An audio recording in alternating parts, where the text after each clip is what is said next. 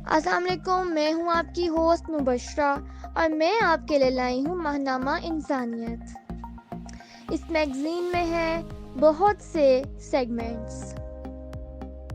چلتے ہیں پہلی سیگمنٹ کی جانب، جو تحریر کردہ ہے محمد شعیب ارشد کی، جو ہیں پنڈی بھٹیاں سے، اور اس تحریر کا عنوان ہے ہمارا معاشرہ۔ میرا ایک کزن جب مجھے ملتا ہے، اپنے ماں باپ کی طرف سے دیے کے بہت سارے کاموں کے بوجھ اور پابندیوں کی شکایت کرتا ہے، جبکہ دوسری طرف اس کے ابا کا کہنا ہے کہ وہ ان کا اکلوتا بیٹا ہے اور انہیں اپنی زندگی پر بھروسہ نہیں ہے، اس لیے وہ چاہتے ہیں کہ وقت سے پہلے ہی بیٹے کو سب کچھ سکھا دیں۔ میں اپنی فطرت کے مطابق ہمیشہ ہنسی مذاق کی باتیں کر کے اپنے کزن کے دل کا بوجھ ہلکا کرنے کی کوشش کرتا ہوں۔ ایک بار ایسے ہی معمول کے مطابق جب اس نے اپنا فجر سے لے کر رات 11 بجے تک تھکاوٹ بھرا شیڈیول اور اس پر والدین کا شاباش نہ دینے والا رویہ بتا کر کہا کہ دس یار میں کی کراں، کتھے جاواں،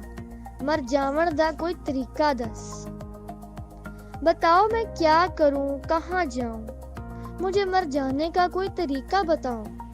میرا دل بہت اداس ہے، جی چاہا کہ اس کے ساتھ مل کر اس کے ماں باپ کو کوسوں، مگر پھر خیال آیا کہ اس کے والدین کے دشمن تو نہیں ہیں، مصلحت یا مجبوری ہی کے تحت تو یہ ایسا سلوک کرتے ہیں۔ میں نے اسے سمجھانے کے لیے مثال دیتے ہوئے کہا کہ چل کوئی نہیں، سمجھے پریشر ایسوں ہے کہ تو سیکھ جا، اپنے پیراں تے کھلو جا، بی نو مٹی چ دبیا جاندا ہے تائیں رخ بڑھاندا ہے، چلو کوئی بات نہیں، سمجھو یہ پریشر اس لیے ہے کہ تم سیکھ جاؤ، اپنے پاؤں پر کھڑے ہو جاؤ، بیج کو مٹی میں دبایا جاتا ہے تبھی وہ درخت بنتا ہے۔ اس نے جواب دیا، تے یار اتنا تے نہیں نہ دبی دا کہ بی اندروں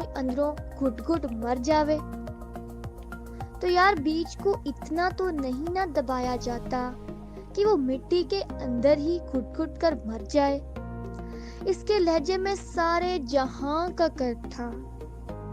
جو کبھی چپ نہیں کرتا چپ کر گیا۔ اور آج بھی ایسے ہی جب ایک خاتون دوست خود پر لگی بے جا پابندیاں سنا رہی تھی اور میں اس سے زیادہ اپنے دل کی تسلی کے لیے اسے کتب پڑھ کر، کچھ لکھ کر، گا کر، ناچ کر اور اس کے مشاغل اپنا کر ذہن کو سکون دینے کے بھونڈے مشورے دے رہا تھا، اس کے ایک رپلائی نے مجھے ساخت کر دیا۔ اس کا کہنا تھا کہ میرے اندر سے جب بھی کوئی نیا انسان نکلتا ہے، گھر والے مار دیتے ہیں، مجھ سے مزید لکھا نہیں جا رہا، لکھ لکھ کر مٹا رہا ہوں، آپ لوگ بس درج ذیل 2 فقرات کو دوبارہ پڑھیے، اس میں سے جھلک پڑتے کرب کو محسوس کریں اور مجھے بتائیں کہ اس کا کیا حل ہے۔ کب بطور معاشرہ ہم بڑے ہوں گے، کب ہم جننے کے بعد باپ بن بیٹھنے والے رویے کو ترک کر دیں گے، کب ہم اپنے بچوں کو ہمارا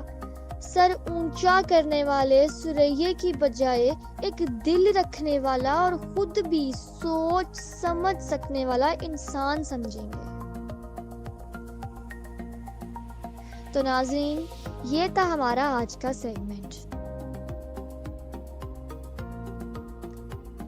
اور میں بہت شکریہ ادا کرتی ہوں